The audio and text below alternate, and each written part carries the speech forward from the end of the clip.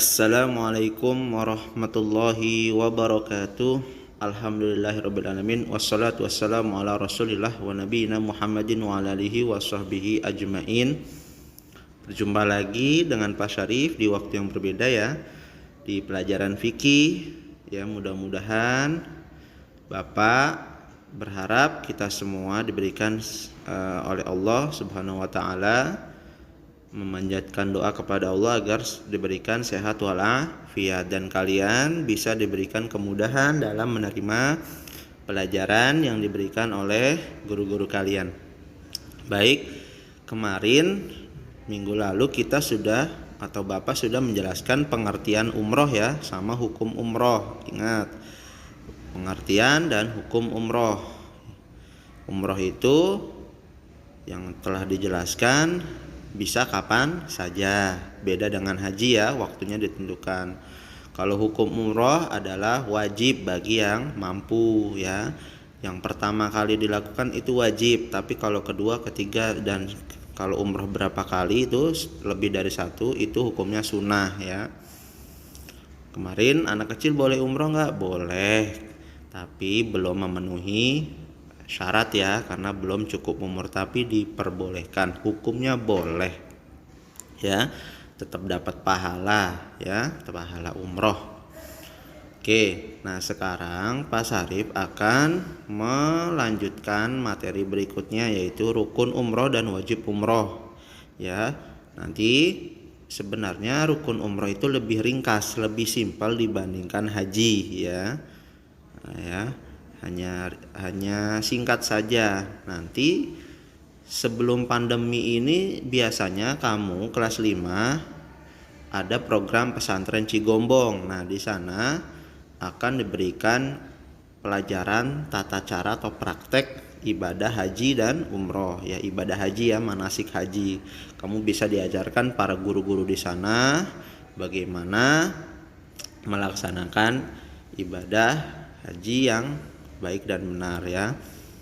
Ya, sebenarnya umroh dan haji rukunnya sih hampir sama, cuma lebih banyak haji ya. Ada istilah-istilah kayak seperti ihram, wakaf, tawaf ya. Itu nanti kita jelaskan di penjelasan berikutnya. Nah, kita lihat secara garis besar ya, secara umum rukun umroh itu ada 5 ya, bisa 5, ada 6 sih, 5 yang pastinya 5. Yang pertama niat ihram ya.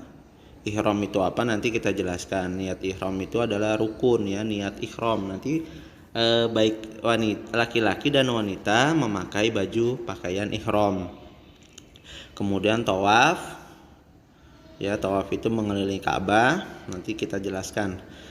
Ada sa'i ya, sa'i berjalan kecil ya. Kemudian ada tahallul atau bercukur ya, mencukur sehelai rambut ya.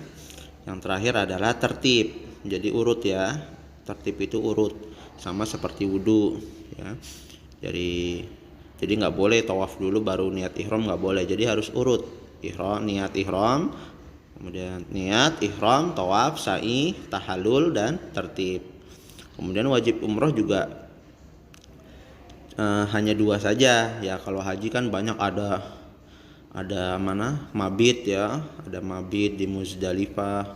Ini hanya niat ihram saja ya, niat ihram di mikot ya, waktunya sudah ditentukan. Yang kedua, meninggalkan perkara yang dilarang semasa dalam ihram. Nanti larang-larangannya akan dijelaskan di pelajaran selanjutnya.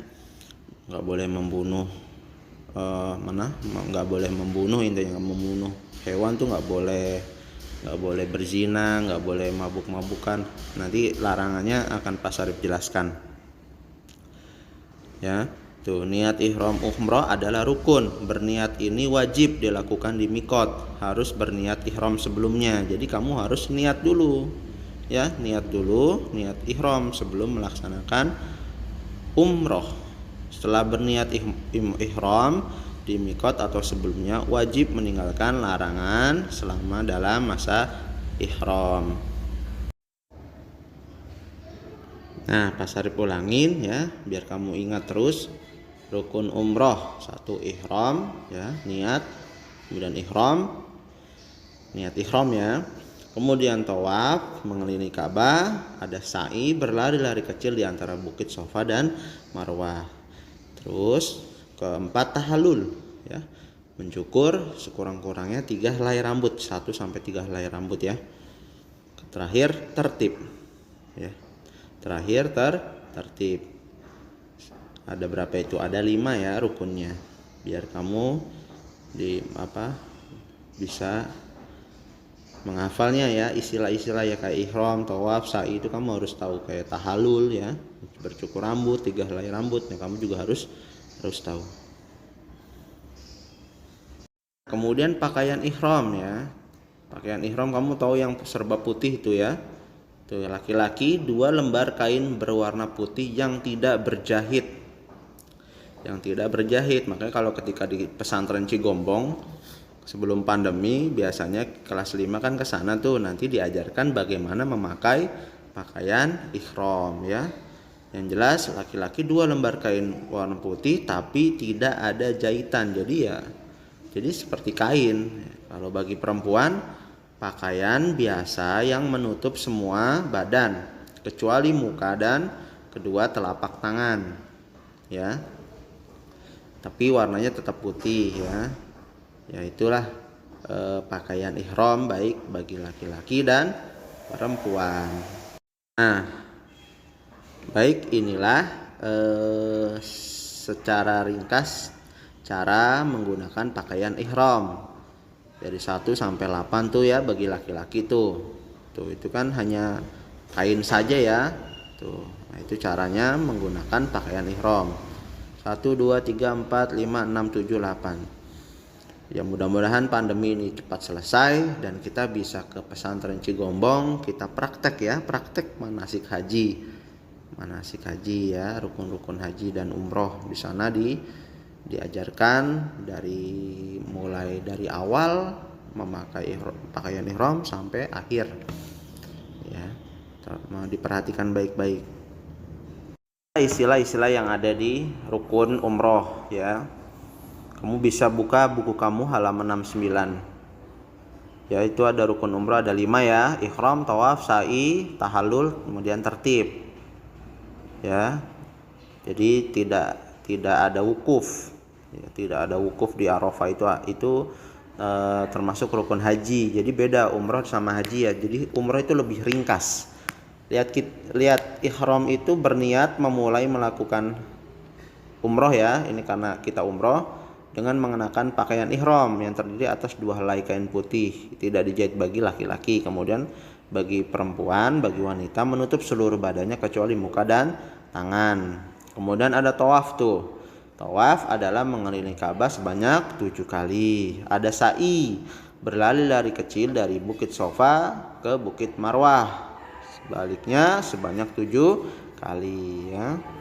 Dimulai dari Bukit Safa berakhir di Bukit Marwah. Kemudian ada tahallul, keadaan seseorang yang telah dibolehkan atau dihalalkan melakukan perbuatan yang sebelumnya dilarang selama berihram. Kan jadi gini, waktu ihram itu kan dilarang, termasuk memotong kuku, memotong rambut. Tapi ketika itu ihram sudah selesai, ada rukun selanjutnya yaitu tahallul kan, setelah sa'i kemudian tahallul. Nah, itu diperbolehkan memotong rambut paling sedikit ya 3 helai tadi ya, beberapa helai lah. Kemudian terakhir tertib. Maksud tertib di sini melaksanakan ihram terlebih dahulu ya, kemudian urut ya, tawaf, sa'i, kemudian tahallul, kemudian tertib.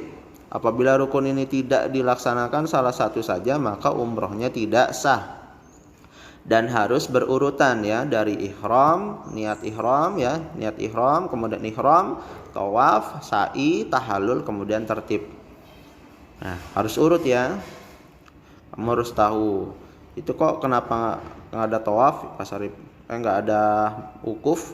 Wukuf itu adalah termasuk rukun haji. Sebenarnya rukun haji juga sama, ada ihram juga, ada tawaf, cuma dia ada beberapa kayak melempar jumroh, ada mabit, ada apa lagi ya, ada wukuf. Nah itu rukun haji, dan itu lebih banyak ya ketimbang umroh. Kalau umroh hanya 5 saja, lebih singkat rukunnya.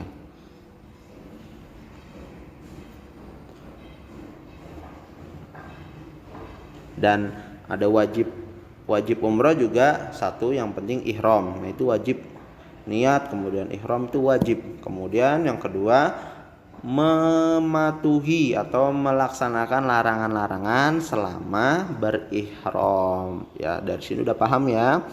Termasuk larangan tadi memotong kuku, memotong rambut. Kalau ihramnya sudah selesai, ya baru melaksanakan rukun berikutnya, tawaf, sa'i, kemudian boleh tahallul atau memotong rambut. Nanti larangan-larangan nanti akan dijelaskan ya, dijelaskan di pelajaran berikutnya. Nah ini saja, mudah-mudahan kalian bisa mengetahui ya apa itu umroh. Nanti haji nanti kita jelaskan secara beda lagi. Kita fokus ke umroh dulu ya. Kemarin dari pengertian, kemudian dari hukumnya, kemudian dari sekarang rukun dan wajib umrohnya. Dan terima kasih karena kalian sudah memerhatikan yang Bapak sampaikan. Mudah-mudahan ini bisa menjadi manfaat bagi kita semua ya. Mudah-mudahan kalian tetap semangat, tetap sehat walafiat. Di pandemi ini mudah-mudahan segera diangkat atau dihancurkan ya oleh Allah Subhanahu wa taala, agar kita bisa menjalani proses belajar mengajar kita secara normal dan kembali ke sekolah, bertemu kita satu sama lain. Wabillahi taufiq wal hidayah. Assalamualaikum warahmatullahi wabarakatuh.